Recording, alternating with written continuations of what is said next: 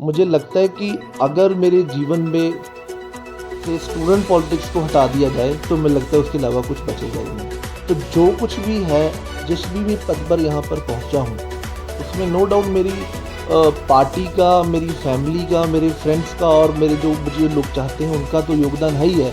लेकिन हम student politics को अगर हटा देंगे तो मुझे ऐसा लगता है कि आप मेरी लाइफ में से एक मेन चीज़ को बाहर निकाल देंगे। मेरी आज से 2 साल पहले स्वच्छता रैंकिंग काफ़ी डाउन आई थी, लेकिन पिछली बार चंडीगढ़ की स्वच्छता रैंकिंग 67 नंबर से 12 नंबर पे आई है। और मैं आपको आश्वासन दे सकता हूँ कि इस बार चंडीगढ़ भारत के अंदर पहले नंबर पे आने वाला शहर है। पहले जब एक सेक्टर से दूसरे सेक्टर जाने में 5 से 10 मिनट लगते थे, अब 20 से 25 मिनट लग जाता है। स्पेशली अगर चंडीगढ़ से पंचकुला या ज़ीरकपुर भी जाना हो तो 1 से 2 घंटे लग जाते हैं।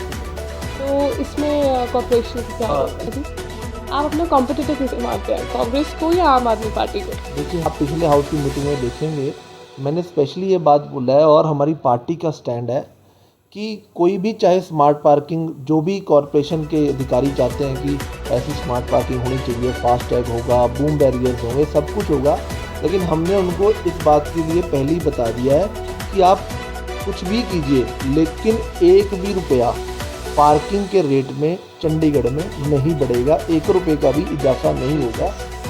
जो सीवरेज सेस अभी 30% है, हम उसको 10% पे लाने की कोशिश कर रहे हैं। हमारी रेगुलरली गवर्नर साहब से जो है वो बात चल रही है और बहुत जल्दी हम सीवरेज सेस को 30 से 10% लेंगे। और आप देखेंगे कि अगर ऐसा होता है तो बहुत बड़ा रिलीफ जो है वो वाटर बिल्स में पब्लिक को मिलेगा।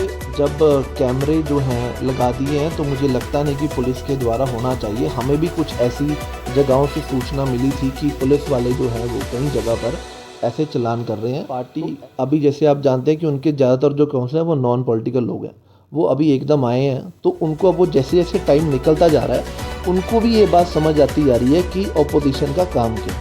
अभी तो वो जब शुरू में आते थे तो हर बात पे हल्ला गुल्ला करते थे, लेकिन पिछले 2-3 हाउस में अब उनको भी समझ आने लगी है कॉरपोरेशन के बारे में। Hello everyone, this is Ritika Sidana, welcome to PU pulse. और आज हमारे साथ एक ऐसे शख्स मौजूद हैं जिन्होंने अपना सफ़र शुरू किया पंजाब यूनिवर्सिटी की स्टूडेंट पॉलिटिक्स से, और आज फिर से उन्होंने हिस्ट्री क्रिएट की है as he is elected as the youngest senior deputy mayor of Chandigarh. I welcome mister Kanwar Rana ji. Rana ji, आपको बहुत बहुत स्वागत है पीयू पल्स में। तो राणा जी, क्योंकि आप डिप्टी मेयर रहे हैं पहले और अब आप सीनियर डिप्टी मेयर हैं, तो क्या चेंजेस आपने महसूस किए अपने पावर्स और रोल्स में? ऐसा है कि पहले मैं 2019 में डिप्टी मेयर रहा था। अब पार्टी ने फिर दोबारा से जिम्मेदारी दी है सीनियर डिप्टी मेयर की। तो हमारे पास जो भी हमारी जो पावर्स हैं शहर को लेकर, एग्जीक्यूटिव में जो भी हम काम करते हैं, जो भी हमारे राइट्स हैं, वो हम पूरी तरह से चंडीगढ़ के लोगों के लिए, हमारा पूरा वो रहता है कि हम दिन रात एक करके चंडीगढ़ के लोगों की सेवा कर सकें। और इस तरीके से हम पिछले लगातार 6 साल से काम कर रहे हैं, जब से मैं 2017 से पार्षद बना हूँ। और आगे भी जीवन में इसी तरीके से निरंतर हम मेहनत करते रहेंगे, लोगों की भलाई के लिए प्रयास करते रहेंगे।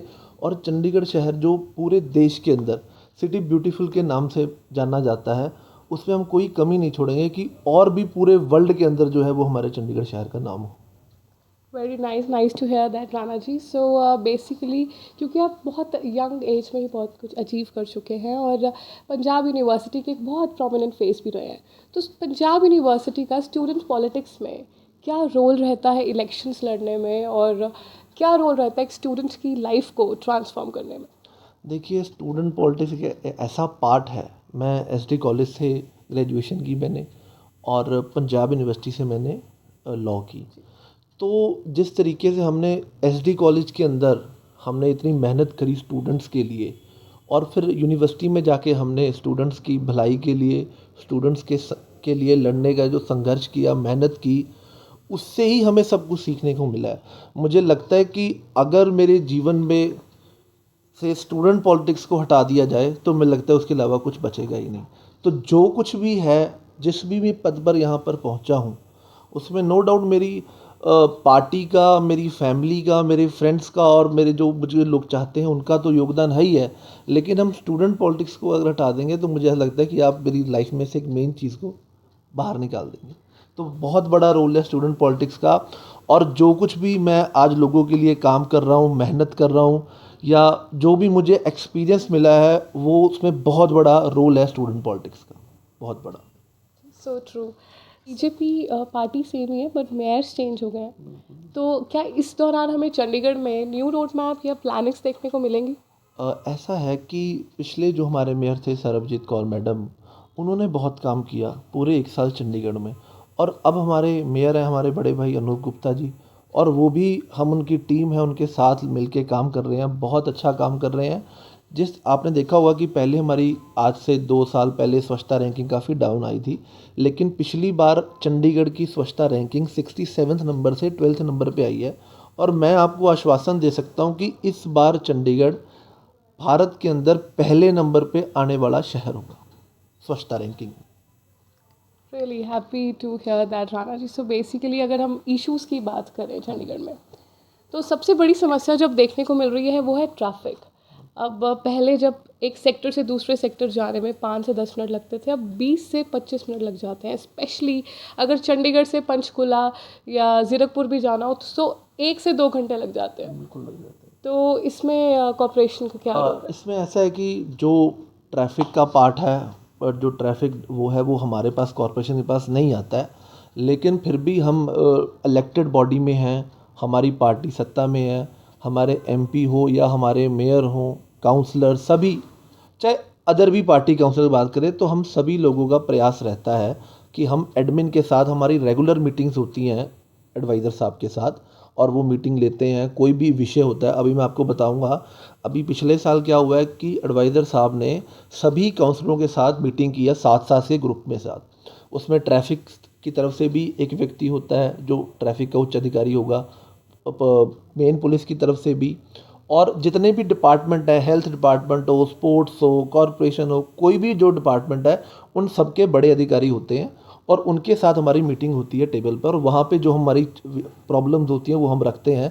ट्रैफिक के लिए भी हमने जो अपनी समस्या है वो रखी है कि आप देखेंगे कि शाम को और सुबह एक टाइम ऐसा होता है कि जिस टाइम बहुत ज़्यादा भीड़ हो जाती है, तो उसके लिए भी हम निरंतर जो है वो प्रयास कर रहे हैं, और बहुत जल्दी जो ट्रैफिक की समस्या है उसको भी दूर करने का काम हम करेंगे।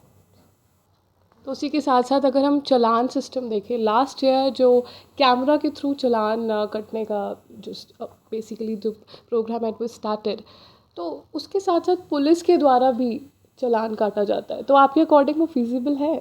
देखिए, जब कैमरे जो हैं लगा दिए हैं, तो मुझे लगता नहीं कि पुलिस के द्वारा होना चाहिए। हमें भी कुछ ऐसी जगहों से सूचना मिली थी कि पुलिस वाले जो हैं वो कई जगह पर ऐसे चालान कर रहे हैं, तो ऐसा बिल्कुल नहीं होना चाहिए। क्योंकि जब कैमरे लग गए, और मैं तो बताऊं बहुत अच्छा काम किया जो ये स्मार्ट सिटी का प्रोजेक्ट था कैमरास का। आप देखेंगे जो बंदे नहीं भी कभी बेल्ट लगाते थे, वो भी अब अगर एक लाइट मान लो उन्होंने क्रॉस कर ली, वो दूसरे पे उनके मन में बात आती है कि नहीं यार, कैमरा लगा हुआ है, बेल्ट लगानी चाहिए। और ज़्यादातर जो स्टूडेंट्स होते हैं वो थोड़ा इस चीज़ को इग्नोर करते हैं। तो मेरी एक उनसे रिक्वेस्ट है कि हर जगह कैमराज है, सभी लगाएं, और ये आपकी सेफ्टी के लिए है। और बहुत अच्छा काम किया कैमरा लगा के स्मार्ट सिटी का जो प्रोजेक्ट था। मुझे लगता है कि अगर फिर भी कहीं कोई लोग ऐसा कुछ गलत करते हैं, या कोई पुलिस वाला गलत वो कर रहा है जबकि कैमरे हैं, तो वो गलत है, ऐसा नहीं होना चाहिए। लेकिन हमें अगर कहीं से भी सूचना मिलती है तो हम उसके ऊपर ज़रूर जो है वो बात करते हैं। और एक जो लेटेस्ट इशू देखने को मिला है, एकदम से रेट्स का हाई होना, पार्किंग रेट्स, वाटर बिल्स और घर में जो इलेक्ट्रिसिटी बिल्स हैं उसमें रेट्स एकदम से ही हाई हो गए। यहाँ जहाँ लोग फैसिलिटीज़ को एक्सपेक्ट करते हैं, वहाँ एकदम से रेट्स का हाई होना, उसमें कॉर्पोरेशन का क्या रोल रहेगा? देखिए, जो पानी के रेट्स हैं, पानी के रेट्स पिछले साल जो बढ़े थे, उसको गवर्नर साहब ने कोरोना के कारण जो है वो उसको होल्ड कर दिया था। फिर वो अब ये हमारे फरवरी मार्च तक होल्ड थिए। लेकिन जब वो फरवरी मार्च में रेट बढ़ने थे, तो हमने जो 3 गुना रेट थे उसको डबल कर दिया। लेकिन अभी पानी में सिर्फ एक प्रॉब्लम है जिसके लिए हम सब लोग लड़ाई लड़ रहे हैं, और वो है सीवरेज सेस। जो सीवरेज सेस अभी 30% है, हम उसको 10% पे लाने की कोशिश कर रहे हैं। हमारी रेगुलरली गवर्नर साहब से जो है वो बात चल रही है, और बहुत जल्दी हम सीवरेज सेस को 30 से 10% लाएंगे। और आप देखेंगे कि अगर ऐसा होता है तो बहुत बड़ा रिलीफ जो है वो वाटर बिल्स में पब्लिक को मिलेगा। रही बात इलेक्ट्रिसिटी की, तो इलेक्ट्रिक डिपार्टमेंट आपको पता है कि वो हमारे पास जो है वो नहीं आता है, इलेक्ट्रिक डिपार्टमेंट। और जो तीसरा है, आपने पार्किंग की बात करी, तो अभी आप देखेंगे पार्किंग का जो रेट है, अभी जो रेट चल रहा है उसमें कोई इंक्रीज़ नहीं होने वाला है। आप पिछले हाउस की मीटिंग में देखेंगे, मैंने स्पेशली ये बात बोला है और हमारी पार्टी का स्टैंड है कि कोई भी चाहे स्मार्ट पार्किंग, जो भी कॉरपोरेशन के अधिकारी चाहते हैं कि ऐसी स्मार्ट पार्किंग होनी चाहिए, फास्ट टैग होगा, बूम बैरियर्स होंगे, सब कुछ होगा, लेकिन हमने उनको इस बात के लिए पहले ही बता दिया है कि आप कुछ भी कीजिए, लेकिन एक भी रुपया पार्किंग के रेट में चंडीगढ़ में नहीं बढ़ेगा, 1 रुपये का भी इजाफा नहीं होगा। ऐसा हमारी पार्टी का मानना है और हमारी पार्टी का ये स्टैंड है, और पिछले हाउस में हमने ये क्लियर भी कर दिया।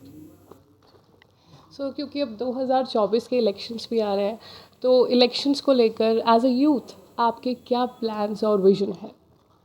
देखिए, यूथ को लेके मेरा जो एक सबसे बड़ा प्लान है, एक तो मैं चाहूँगा कि स्पोर्ट्स जो है चंडीगढ़ में, उसमें नो डाउट बहुत अच्छा इंफ्रास्ट्रक्चर है। अभी आप देखेंगे 7 सेक्टर में कॉम्प्लेक्स में वो जो ट्रैक है नया, वो भी तैयार हो रहा है, और हर जगह आप देखेंगे चंडीगढ़ में स्पोर्ट्स का बहुत अच्छा है, लेकिन मैं चाहता हूँ उसके अंदर और इम्प्रूवमेंट हो। और मुझे लगता है कि अगर कोई यूथ स्पोर्ट्स के साथ जुड़ा होगा, तो मुझे लगता है वो कभी व्यक्ति गलत रास्ते पर नहीं जा सकता, ऐसा मेरा मानना है। क्योंकि मैं खुद भी स्पोर्ट्स में रहा हूँ, मैंने बास्केटबॉल खेला है, चंडीगढ़ को भी रिप्रेजेंट किया है और अपने कॉलेज की तरफ से भी खेला। तो मुझे ऐसा लगता है कि जो यूथ स्पोर्ट्स के साथ अटैच हो जाएगा, वो कभी भी नशे की ओर नहीं जा सकता, और वो एक अच्छे रास्ते पर ही जाएगा। और मेरा ऐसा मानना है कि जो रेगुलर कई कई साल स्पोर्ट्स खेलते हैं, या अपने शहर को रिप्रेजेंट करते हैं, या अपने देश को रिप्रेजेंट करते हैं, ये बहुत बड़े गर्व की बात होती है। और अगर ऐसा कोई करता है तो इससे बड़ी अच्छी बात कोई और नहीं हो सकती। हमारी तरफ से आपको बहुत बहुत शुभकामनाएं राणा जी। आप अपना कॉम्पिटिटर किसे मानते हैं, कांग्रेस को या आम आदमी पार्टी को? देखिए, हमारा कोई कंपटीटर नहीं है, हमें अपने आप को अच्छा करना है, अपनी लाइन को बड़ा करना है, अपनी पार्टी की लाइन को बड़ा करना है। उनकी पार्टी आम आदमी है, कांग्रेस है, उनका अपना काम है करने का तरीका, हमारा अपना काम करने का तरीका है। हमें चंडीगढ़ की जनता के लिए काम करना है, और अगर इसके लिए हमें कोई सलाह मशवरा आम आदमी पार्टी या कांग्रेस के लोग देते हैं तो वो बड़ी अच्छी बात है, लेकिन हमारा किसी से कंपटीशन नहीं, हमारा कंपटीशन खुद से, और हमें उसको बेटर करना है। और तो जनरली हाउस होल्ड की मीटिंग्स में ऐसा देखा जाता है कि कोई भी डिसीजन अगर निकाला गया तो उसमें अपोजिशन हमेशा ही उसे अपोज करेंगे। तो क्या अपोजिशन का काम सिर्फ अपोज करना ही है? क्या आपकी पार्टी भी इसी स्ट्रैटेजी पर चलती है? देखिए, हम सदा से ये बात बोलते हैं कि ऑपोजिशन का ऑपोजिशन होनी बहुत ज़रूरी है। अगर अच्छी ऑपोजिशन होगी तो जो सत्ता पक्ष लोग हैं वो बेटर तरीके से काम कर सकते हैं। लेकिन आम आदमी पार्टी, अभी जैसे आप जानते हैं कि उनके ज़्यादातर जो काउंसिलर हैं वो नॉन पॉलिटिकल लोग हैं, वो अभी एकदम आए हैं, तो उनको अब वो जैसे जैसे टाइम निकलता जा रहा है, उनको भी ये बात समझ आती जा रही है कि ऑपोजिशन का काम क्या है। अभी तो वो जब शुरू में आते थे तो हर बात पे हल्ला गुल्ला करते थे, लेकिन पिछले 2-3 हाउस में अब उनको भी समझ आने लगी है कॉरपोरेशन के बारे में। तो अब जो पिछला हाउस हुआ था उसमें कई ऐसे इश्यूज़ आए जिसमें तीनों पार्टियां इकट्ठी थी, और मुझे लगता है अगर ऐसे कई इश्यूज़ आ जाएं जिस पे पूरी पार्टियों के काउंसलर इकट्ठे हो जाएं, तो इससे अच्छी बात चंडीगढ़ की जनता के लिए और कोई नहीं हो सकती। अगर हम बात करें पंजाब यूनिवर्सिटी की, तो पंजाब यूनिवर्सिटी म्यूनिसिपल कॉरपोरेशन के अंडर आती है या एक इंडिपेंडेंट बॉडी है? देखिए, पंजाब यूनिवर्सिटी एक इंडिपेंडेंट बॉडी है, वो म्यूनसिपल कॉरपोरेशन के अंडर नहीं आती। तो वहाँ से फिर काउंसलर्स क्यों सेलेक्ट किया जाता है? देखिए, काउंसलर्स ऐसा होता है कि एरिया के अंदर रेजिडेंट्स जो रहते हैं, जैसे अब पीजीआई है, पीजीआई में भी घर हैं एम्प्लॉयज़ के, तो वो भी हमारे पास आता है। लेकिन एक ऐसा होता है, पंजाब यूनिवर्सिटी इंडिपेंडेंट बॉडी है, उसका कॉरपोरेशन से कोई लेना देना नहीं है। लेकिन आप देखें कि लोगों को हमने अधिकार तो देना है ना वोट डालने का, तो इसलिए सभी के पास राइट है। और कई पार्ट वैसे चंडीगढ़ में ऐसे थे जो सिर्फ एमपी के चुनाव में ही वोट डाल पाते थे। जैसे आप देखेंगे अभी हमने 13 गाँव ऐड किए हैं, उनमें पहले सरपंच होते थे, 13 गाँव उसमें सरपंच होते थे, उसमें काउंसलर थे, हमने उनको भी अपने कॉरपोरेशन के वो अंडर आ गए हैं। तो वो पहले सिर्फ एमपी की वोट डालते थे और सरपंच की डालते थे, अब वो एमपी की भी डालेंगे और काउंसलर की भी डालेंगे। तो ऐसी पंजाब यूनिवर्सिटी की इंडिपेंडेंट बॉडी है, लेकिन वहाँ के जो लोग रहते हैं उनको अधिकार तो देना चाहिए ना कि वो भी वोट डाल सकें। ज़रूरी नहीं कहीं उनके वार्ड के इशू, पूरे शहर के इशूज़ हैं, उनमें उनका भी अधिकार होगा। अगर उनका नुमाइंदा चुन के, अब वो सचिन गालब जी हैं मेरे मित्र हैं, हम मेरे जूनियर भी रहे हैं एसडी कॉलेज में, अब वो वहाँ से काउंसलर हैं, तो वो अपनी बात रखते हैं और हम भी उनके साथ यूनिवर्सिटी का कोई भी इशू आता है हम उनके साथ होते हैं और बड़ा हम अच्छे से जो भी कोई समस्या आती है, वैसे कुछ समस्याएं हैं उनकी क्योंकि इंडिपेंडेंट बॉडी होने के कारण, लेकिन हम फिर भी प्रयास कर रहे हैं कि लगातार जो है हम किसी तरीके से मदद कर सकें। चलिए, ये थे हमारे साथ Kanwar Rana ji. Thank you so much Rana ji for giving your time to us, and उन्होंने अपनी एक्सपीरियंस और नॉलेज हमारे साथ शेयर किया।